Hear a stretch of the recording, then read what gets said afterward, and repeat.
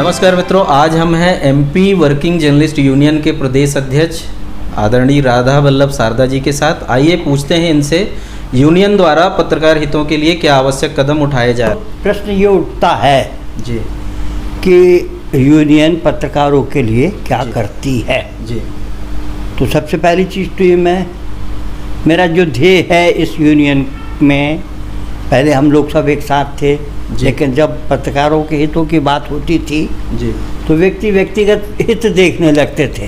जी जब मुझे ऐसा लगा तो मैंने उस यूनियन को छोड़ दिया जी और फिर यहाँ आ गया। यहाँ आने के मैं अपने घर आ गया। जी या कुछ मित्रों ने कहा नहीं भाई साहब, अपने को अपना काम शुरू करना चाहिए, अपनी यूनियन बनाना चाहिए। जी उसके बाद फिर एमपी वर्किंग जर्नलिस्ट यूनियन का जी गठन किया गया। तो पत्रकार हित दिमाग में घुसा हुआ है, जी वो नहीं निकलता। जी तो सबसे पहला काम किया हम लोगों ने भोपाल के जयप्रकाश चिकित्सालय में जी पत्रकारों के स्वास्थ्य को ध्यान में रखते हुए 2 पत्रकार प्राइवेट वार्ड बनवाए सांसद निधि से। पत्रकारों पर अगर कोई मुसीबत आती है, झूठी FIR दर्ज होती है, तो उसके लिए गृह विभाग का एक आदेश है 2010 का। उसको लेके हम सरकार से लिखा पढ़ी करते हैं। सर, अनेक सरकारों द्वारा ये कहा जाता है कि हम पत्रकार सुरक्षा कानून बना रहे हैं, हमने बना दिया है, कमेटी बना दिया है, गठन कर दिया है, लेकिन कहीं ना कहीं जो है पत्रकारों के साथ जो दोयम दर्जे का व्यवहार करती है सरकारें। मैं वहीं आ रहा था। तो मैंने सरकार के सामने प्रस्ताव एक रखा जी कि जो गृह विभाग का जो 2010 का आदेश है, अगर उसी पे अमल हो जाए तो पत्रकार सुरक्षा कानून की आवश्यकता नहीं। अब सबसे बड़ा मुद्दा उठता है कि पत्रकार कौन।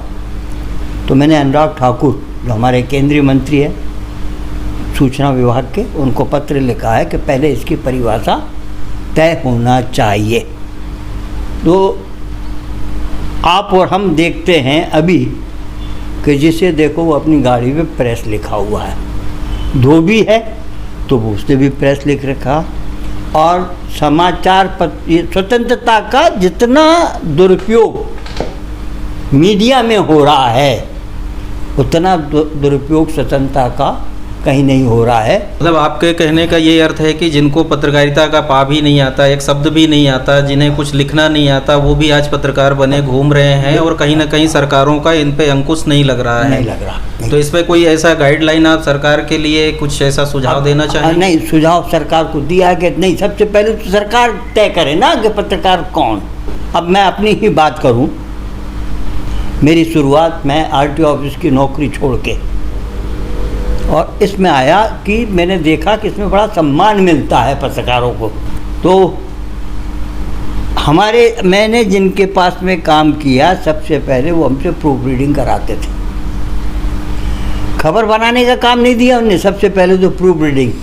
आपका ये कहना है कि जो आप लोगों ने दौर देखा है पत्रकारिता का, जो समय आप लोगों ने देखा है, वो बिल्कुल नहीं बचा है किसी भी प्रकार से देखा जाए, कहीं नहीं, पत्रकारिता की तो वो बिल्कुल नहीं बचा है, कहीं नहीं बचा, और इसीलिए पत्रकारों की इज्जत नहीं बची। तो इसमें कहीं ना कहीं सुधार के कुछ ऐसे कदम उठाने होंगे, कुछ ऐसे वरिष्ठ लोगों को आगे आना होगा जो इसमें एक मानक बनाए, एक नियम बनाए।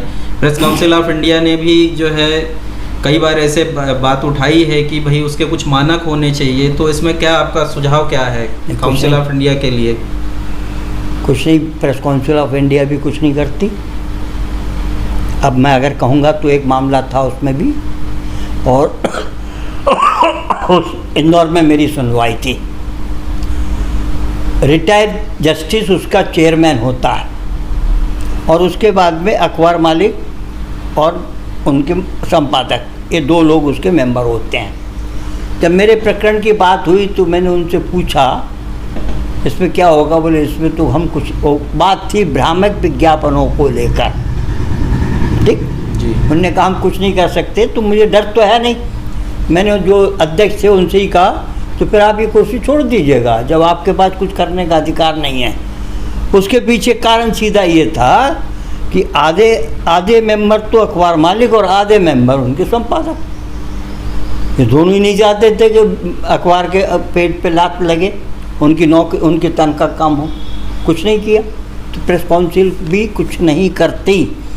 सर, आए दिन ग्रामीण पत्रकारों पर देखा जाता है कि कहीं ना कहीं ग्रामीण पत्रकारिता आज बड़े संकट में है, और कोई जो वास्तविक रूप से जो पत्रकारिता कर रहा है, जो पत्रकार है, जो खबरें लगाता है, सरकार की सच्चाइयों को जो है सामने लाने का प्रयास करता है, तो उनमें कई बार जो है बगैर सोचे समझे प्रशासन द्वारा FIR या अन्य कार्यवाहियाँ कर दी जाती हैं, जो कि उचित नहीं होता। कई बार ऐसे मामलों में सामने आता है देखने को, तो इसमें क्या कहना चाहेंगे आप?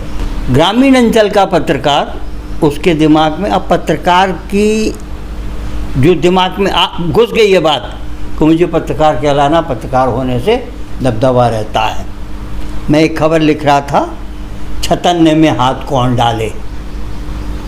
प्रेस लिखी हुई गाड़ी है, उसको रोकने में पुलिस वाला भी डरता है। लेकिन कहीं ना कहीं जो वास्तविक पत्रकार हैं, जो वास्तविक रूप से शुद्ध रूप से पत्रकारिता कर रहे हैं, उन पे अगर कोई कार्यवाहियाँ होती हैं, वो एक कहावत है ना, यूनियन का क्या रोल रहता है? नहीं, जो वास्तविक पत्रकार है उनके लिए यूनियन लड़ती है। DG से लेके और चीफ मिनिस्टर तक उसकी शिकायत की जाती है और उसके जांच के आदेश कराते हैं। ऐसे एक नहीं कई प्रकरण हैं। चूँकि स्वभाव में पत्रकारों की मदद करने का बीड़ा है। अब मैं एक नया काम करने जा रहा हूँ। मैंने, शायद आपने पढ़ा ना पढ़ा, मैंने एक संकल्प लिया है, ग्रामीण अंचल के पत्रकारों को मजीठिया के अनुसार वेतन मिले और उनको नियुक्ति पत्र मिले, और इसकी लड़ाई मैंने शुरू कर दी है।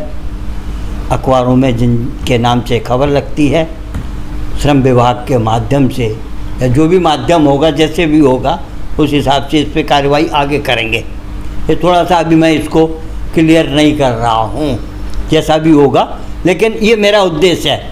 और मैंने तो परमात्मा से प्रार्थना की है कि मैंने जो संकल्प लिया है वो संकल्प मेरा जिस दिन पूरा हो जाएगा उस दिन तू मेरे को बुला लेना। ग्रामीण पत्रकारों के लिए आप विशेष रूप से एक संदेश अगर 2 लाइन में कहना चाहें तो क्या कहना चाहेंगे? सबसे पहले तो मैं ये कहूँगा कि वो हिंदी पढ़ना लिखना सीखें। मोबाइल खोला, वो गूगल पे आप अपनी खबर देते हैं, उसको एडिट करें, खबर बनाएं, छोटी बनाएं।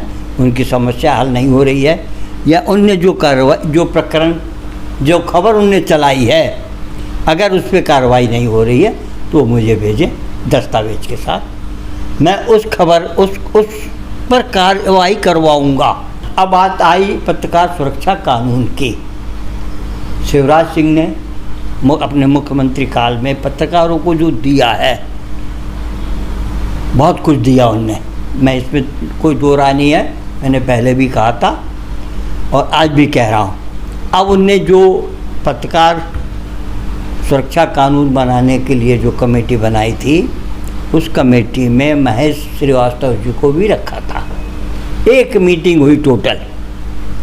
तो वो जो मैं निरंकुशता की बात कर रहा हूँ ना, प्रशासनिक निरंकुशता, ये जो चाहे चीफ मिनिस्टर, चाहे मोहन यादव रहा हो या इसके पहले शिवराज जी हो, प्रशासन पर इनकी पकड़ नहीं थी।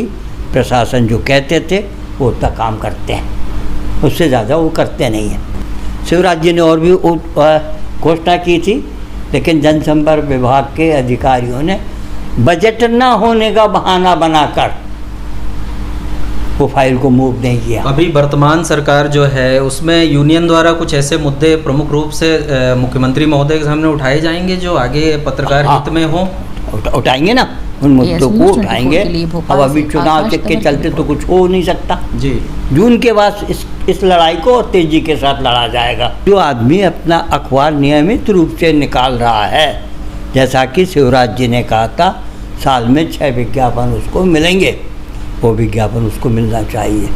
दूसरी चीज़, नियमों में संशोधन की आवश्यकता है। आजकल नियम है कि अगर 5000 से कम अगर आपके अखबार का सर्कुलेशन है तो उसको विज्ञापन नहीं मिलेगा। अब अगर हम इसको जोड़ें तो इतना ज़्यादा है, इतने अखबार हैं जनसंख्या से कई गुना ज़्यादा। एक छोटा सा उदाहरण है, अभी इस पर दे दूँ मैं। भोपाल की आबादी में 23 लाख ऑन रिकॉर्ड है, लेकिन मैं 30 लाख मानता हूँ। कोरोना काल में दैनिक अखबारों की प्रकाश संख्या 60 लाख थी।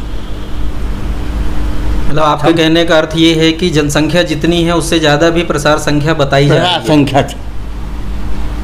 प्रसार संख्या अधिक बताने के पीछे उनके जो विज्ञापन की जो दरें हैं वो ज़्यादा हो जाती है। ये लड़ाई भी मैं लड़ रहा हूँ। मेरा फोकस है ग्रामीण अंचल के पत्रकार सही खबरें निकालते हैं, लेकिन उस पर कार्रवाई नहीं होती तो उनके मन को भी दुख होता है।